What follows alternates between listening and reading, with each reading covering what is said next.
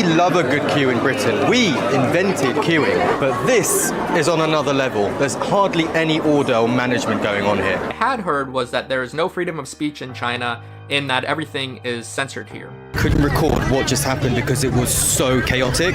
As soon as the bus came and the doors opened, everyone in this entire queue rushed onto it like they were getting away from a tsunami or something.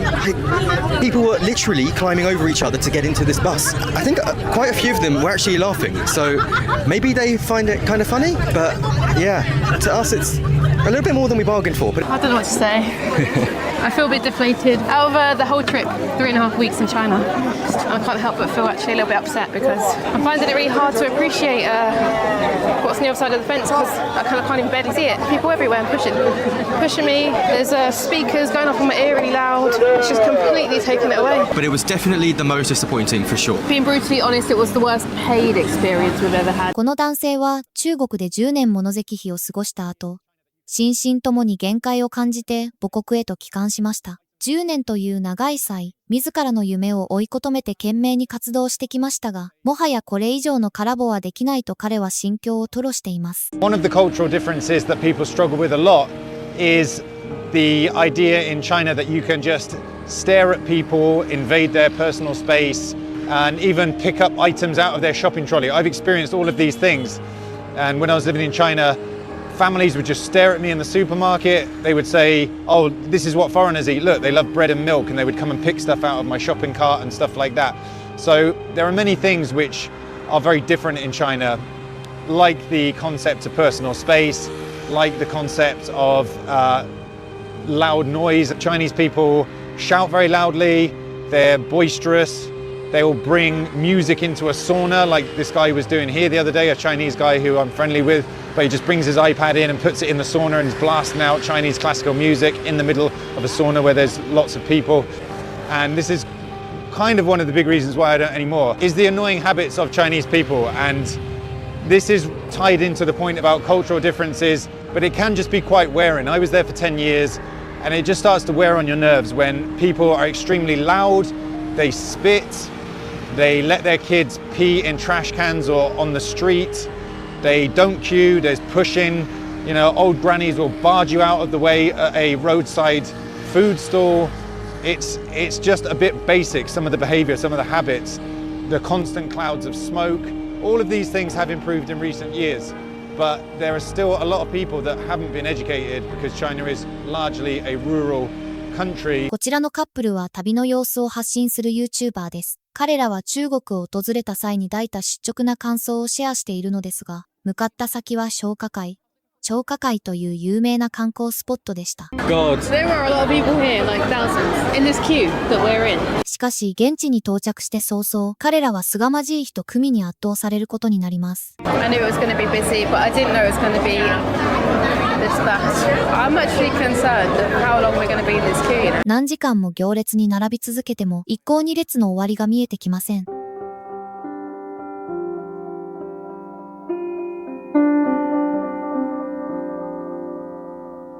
Oh, I thought this was it. I thought we were at the entrance to it, but we've still got an entire corridor to go somehow in a mountain. And look guys, we get that this is a tourist hotspot. It's the most populous country on earth. We never expected it to be quiet or a deserted national park.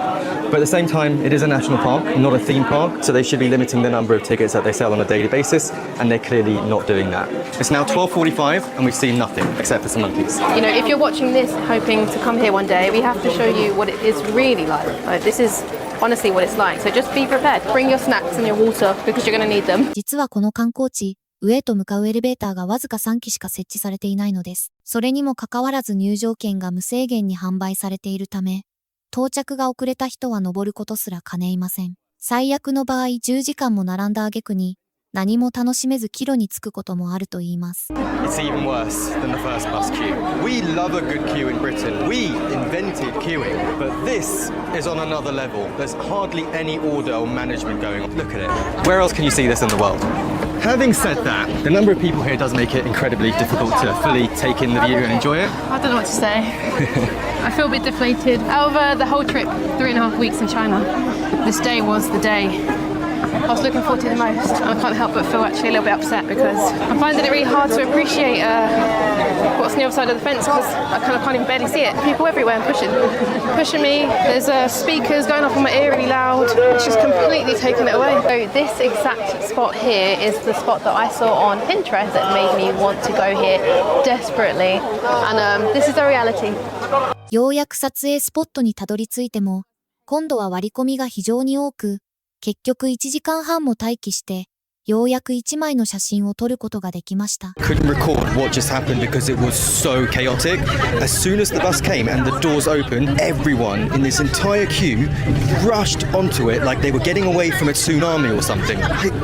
People were literally climbing over each other to get into this bus. I think quite a few of them were actually laughing. So maybe they find it kind of funny, but yeah, to us it's a little bit more than we bargained for. But it was definitely the most disappointing for sure. Being brutally honest, it was the worst paid experience we've ever had. 続いて登場するこの男性は、中国に12年間住み続けているジャーナリストの方です。彼は中国での実生活を通じて感じてきたことを、包み隠さずありのままに語っています。Differences here in China, which are freedom of speech and censorship on the internet. Because I make videos about China and I live in China, I'm a little bit more concerned about what I say on camera. Also, because I use the internet every day, just like everyone else, internet censorship is noticeable. Many sites are blocked and you have to use a VPN to access, but they are much stricter on freedom of speech, protests, and internet censorship. I had actually never seen Chinese media in the US when I was living there. I had never heard of CCTV, Xinhua, Global Times, or any other Chinese media before moving to China. What I had heard was that there is no freedom of speech in China and that everything is censored here. Unfortunately, this is kind of true. When I worked in media here, I had to run everything by a censor and even requested a new censor because the one I had was super strict. It seems that they don't really want foreigners anymore. This has gotten really bad over the last 3 years because the media has turned the population against foreigners. Any reports about local outbreaks worded the news to make it seem like foreigners were to blame for the issue. They didn't always clearly explain that the person was a Chinese returning from overseas. 一方で、日本に長く定住している外国人たちの反応は、それとは全く対照的です。日本在住のアメリカ人たちは、なぜ自国のすべてを手放してまで日本へ移住することを決めたのか、その理由を深く語り始めます。What kept you here in Japan? The overwhelming peace and happiness. It's you know the feeling. Like every time anyone I know who's traveled here, they're like, I have to come back. They just want to come back again. They don't even want to go to new places. They're like, I gotta go back to Japan. It's amazing. Even the food, like even when you think you're eating healthy, it's so sad. You'll go out of your way to buy something healthy, and you realize it's not healthy at all. It's like loaded with sugar and all these strange chemicals that you can't even read. I mean, the politeness, the attention to detail here in Japan is really good. The care for other people.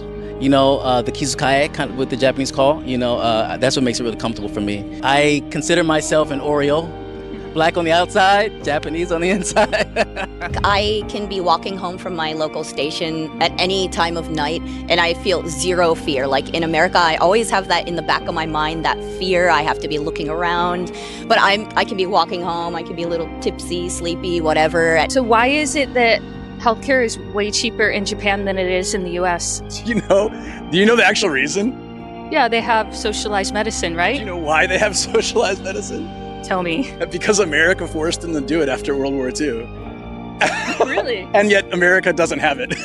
It's quite interesting, actually. I didn't know that. Yeah. 世界中の人々がなぜこれほど日本を訪れたがり、そして住みたいと願うのか、その理由は誰の目にも明らかなはずです。同じアジア圏でありながら、そこで人々が体験する現実はこれほどまでに異なっています。社会の秩序、他者への思いやり、そしてシステムの機能性の違いが、単なる観光の枠を超えて、日々の暮らしの質そのものを劇的に変えてしまうのです。結局のところ、人々は自らの行動でその答えを示しています。どこで人生を送り、どこへ向かうべきなのかを、本日も最後までご視聴いただき、本当にありがとうございました。